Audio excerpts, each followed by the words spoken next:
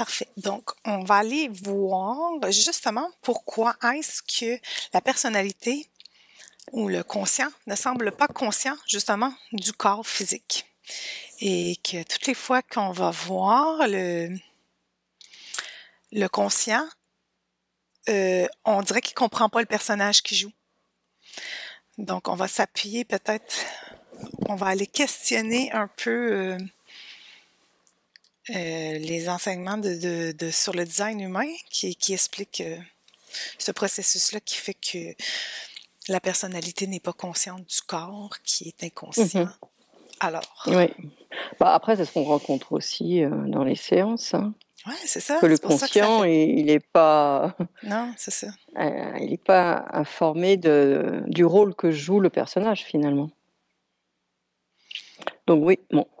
On va aller voir qu'est-ce que nous, on perçoit par rapport à ça, parce que je ne pourrais pas vous redire ce que la dame a dit, parce que ça m'arrive très rarement, mais je ne comprends pas ce qu'elle dit. Donc, je me suis dit, on va aller, allons voir, allons questionner.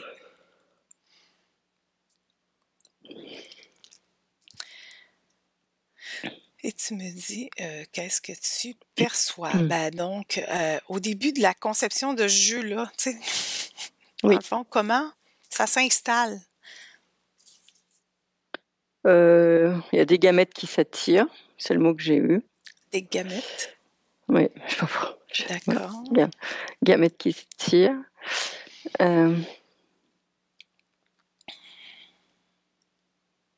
Comme si c'était la source de vie, j'ai entendu. La source de vie. C'est le fait qu'elles se rencontrent. C'est la source de vie. Alors, je veux juste dire gamète, cellule reproductrice mâle ou femelle qui contient un seul chromosome. OK. Bon. La gamète mâle peut s'unir aux gamètes femelles pour former un œuf. Oui, donc le début de la vie. Le début de la vie. Alors, ouais. Alors, après, c'est aller voir plus tard ce qui se passe. Continue. Donc là, c'est la cellule qui grossit. La forme prend forme, on va dire, ça prend forme. Moi, j'ai entendu le mot souffle de vie. C'est comme si à un moment donné, il y a le souffle de vie. Alors, c'est très poétique. Oui, c'est ça. Je pense que là, il va falloir être plus... Essaie d'avoir ton information un peu plus concrète, là, tu sais, un petit peu plus précise dans la matière, plus ancrée sur la forme, si c'est possible. Ce que j'ai ressenti, c'est comme si c'est marrant, mais c'est comme le souffle de vie, c'est comme si c'est les émotions qui arrivaient. Comme s'il y avait genre un tableau des émotions qui, tac, qui se met, qui colle à ces cellules. OK. Le mode d'emploi. C'est le mode d'emploi, j'entends. OK. Le mode d'emploi c'est le de quoi? Du corps. Du corps. Dont les émotions, ça fait partie, quoi. On parle souvent du mode d'emploi. Le mode d'emploi du corps, mais on n'a pas tous des émotions. On n'est pas tous programmés pour en vivre. Ben, pas pour en vivre, mais pour en expérimenter. Non. Voilà. Mais je comprends qu'est-ce que tu veux dire. Peut-être parce que c'est moi, parce je que suis toi, bien concernée par parce que toi, c'est mon centre moteur. Ouais, t'es extrêmement... Oui, c'est ça. Toi, c'est ton centre d'autorité, en plus, des émotions. C'est pour ça, je pense que du coup, j'ai eu ça en premier. Bon, ben, c'est parfait. Donc, ton mode d'emploi, en fait. Oui. Du corps, après ça. Et après, je vois des liens qui se tissent. OK. Avec la gamète, dans la gamète. Genre. OK. Qu'on pourrait appeler l'essence, nous. Oui, une diffusion d'informations, j'ai aussi. OK. C'est moins poétique, là, cette fois-ci, par contre. Voilà. Non, mais c'est plus compréhensible quand c'est moins poétique. Oui. Après ça, Est-ce que là où tu regardes, est-ce qu'il y a la personnalité? Est-ce qu'il y a une personnalité qui est installée? Après, moi, ce que j'ai ressenti, c'était le moteur. Qu'est-ce qui est le moteur? C'est comme si, après, il y avait le moteur. Le moteur, donc l'énergie de vie, comme le sacral, quoi. Ouais. Pourquoi après? C'est comme ça que je le ressens. Enfin, moi, je l'ai ressenti. OK. Si tu continues. C'est comme s'il y avait de l'énergie, du coup, qui est dispersée de partout. Bon, on comprend que le corps prend place dans la manifestation. Après, à partir de quand la personnalité rentre en jeu, arrive dans le décor? Moi, je ressens que ça se fait en même temps, tout ça. Tout se fait en même temps. Oui. C'est comme si on ne pouvait pas dissocier. Comme si on ne pouvait pas dissocier l'un de l'autre, quoi. Voilà. Alors, puisque le corps, c'est la manifestation de la conscience, on va dire. Donc, ça se fait ensemble. Moi, je vois pas de dissociation. alors, qu'est-ce qui ferait, selon toi, dans ce que tu observes, qu'est-ce qui ferait en sorte que le conscient n'est pas conscient de la programmation du corps? Et que des fois, il n'est même pas conscient du personnage. Parfois même, il sait même pas qu'il y en a un. Non, c'est ça. C'est complètement. Oui, c'est vrai. Il sait même pas qu'il y a un corps, il sait même pas qu'il y a un personnage. Il est comme resté figé dans la personnalité, si on veut. Il est comme resté figé, le conscient, dans le conscient. Mais dans le design humain, le conscient, il peut être vu comme la personnalité. Ce que nous, on appelle le conscient. Moi, ce que je ressens, c'est que c'est comme si tu as le nez dedans. Le conscient a le nez finalement dans le corps physique, donc ça veut dire que... Il est collé de même. Voilà, merci, tu le montres très bien l'image, parce que c'est l'image un peu que j'avais. Où ça? J'ai un corps! Il est tellement dedans qu'il ne se rend pas compte, tu vois. Moi, je vois ça comme ça. C'est comme s'il manquait justement de hauteur, de prendre une posture, manque de recul. Il a le nez dans le guidon, non? Oui, il est collé sur l'arbre, fait qu'il voit pas la forêt, et comme ça. Ouais, c'est ça. Donc, moi, je vois ça de cette façon, en tout cas. Mon Dieu, je me suis tout rougi le nez. Je me suis pris un arbre en pleine face. Donc. Alors, c'est pour ça qu'il n'est pas... alors, il faut qu'il prenne de la hauteur pour être capable. Se décoller déjà. Ouais. Si tu ne te décolles pas, tu ne peux pas t'observer, parce que tu es comme ça. Pour s'observer, il faut bien prendre de la hauteur, du recul, s'observer sur toutes les coutures. Et là, non, puisque c'est comme ça. Qu'est-ce qui fait que c'est comme ça? On parle de l'illusion de la séparation. Parce qu'il n'y a pas de séparation, c'est juste une illusion. Oui, oui, c'est une illusion de séparation. Mais tant que je ne me crois pas séparée du tout, je ne peux pas m'observer. Non. Donc, il faut...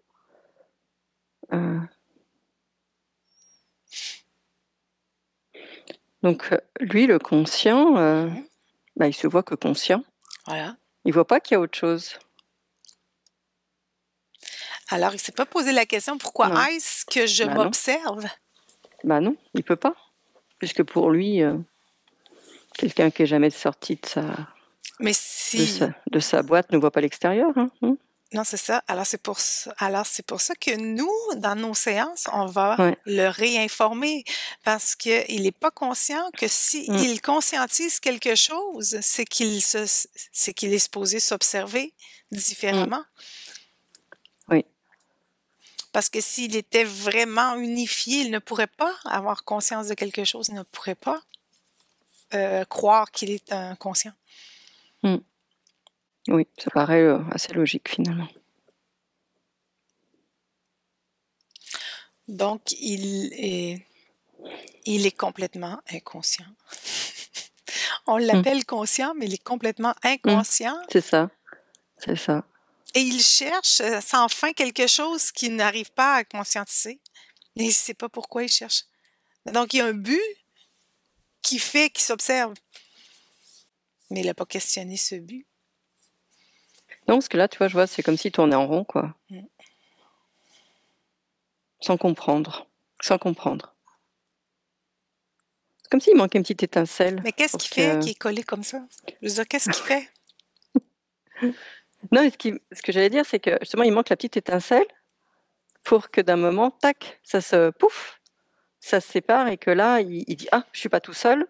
Qu'est-ce qui se passe? Ah, bah, il faut que je regarde. Tu vois? Le petit truc. Alors, c'est quoi ce petit truc? C'est quoi ce petit truc? J'entends la manifestation. La manifestation.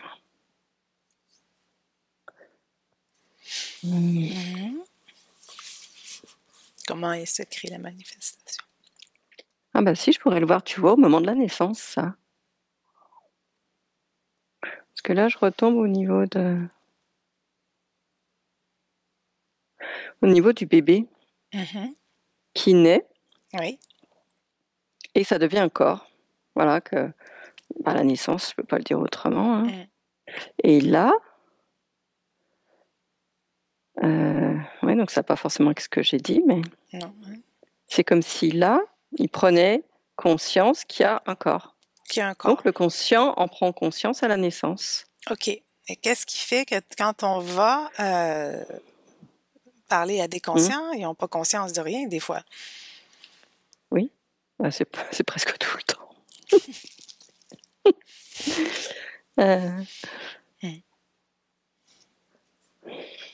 Alors, qu'après, qu'est-ce qui se passe? J'ai l'impression que c'est... Qu'est-ce qui fait que ce conscient-là était conscient de tout? C'est pour ça que, mais ça serait logique, parce que, regarde les bébés, on dit toujours que les bébés, ils sont connectés à tout, quoi. Oui, mais ça serait logique, mais ça n'a pas de sens. Parce que quand on contacterait un conscient d'un adulte, il comprendrait que tout, mais il ne comprend rien. Oui, non, mais justement, c'est ce que je suis en train de voir, c'est que c'est l'environnement dans lequel on évolue. C'est ça qui fait qu'après, il y a de nouveau, comme l'inconscient on est arrive. conditionné. Oui. Après, la personnalité se fait conditionner. Voilà. Conditionner à tout oublier. Voilà. C'est ça. C'est ça. Et donc, c'est comme si de plus en plus, on allait garder cette conscience ouverte, on va dire, de plus en plus, bébé, enfant, adolescent, hein, et que du coup, on serait des adultes plus conscients. Parce que dès la naissance, tu vois que le conditionnement commence? Oui. À ce qu'on se sépare à ce que le conscient devienne inconscient de ce qu'il est? Bah, on se sépare de, on va dire, l'amour universel, pour faire... tu vois, c'est un mot qui englobe tout, quoi. On se sépare de ça. Lors de la naissance. OK. Je vois ça comme ça. On a l'illusion de la séparation.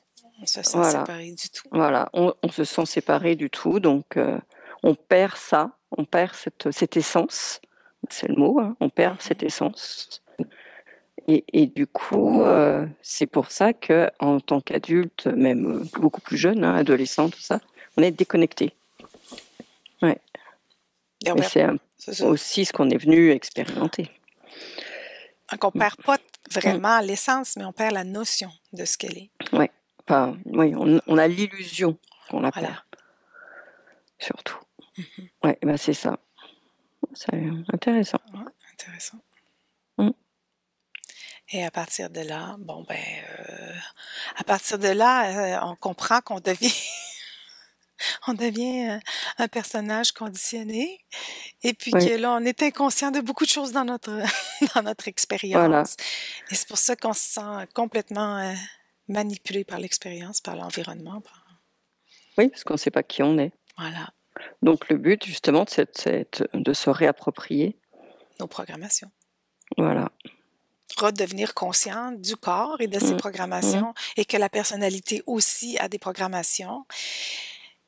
Et puis que là, ben, ça devient la Sainte Trinité, personnalité, corps, conscient, corps, personnage, ego. Voilà. Alors là, vous avez le 3 de Nikola Tesla. Et quand on est ensemble, ça nous fait 6. Parce que les programmations vont se parler. Voilà, dans le jeu. Ils vont se compléter. C'est ça. Et là, on devient 6. Et là, plus ça, 6, 9 et... Mais c'est vrai qu'à 3 personnes, tu peux créer une mini-civilisation. Là. Oui, il y a plus d'émulsion. Voilà. Hein, souvent, on dit 3, c'est... Mais ça fait que ça. Ouais. Ça fait que ça. 3, 6, 9, 3. 3, 6, 9. On est 9. On redevient 3 dans la matière. 3, 6, 9. Ça fait que répéter tout le temps. Pou, pou, pou. C'est fractal. C'est le modèle originel, tout simplement. Qu'on recopie à l'infini. Bon. Là, on va être plus compréhensif avec les conscients. Oui, on va pouvoir avec les conscients inconscients. C'est ça. Non, mais on va pouvoir mettre en pratique tout ça. Ouais, voilà. Parfait. Parfait, merci pour cette mini-explo.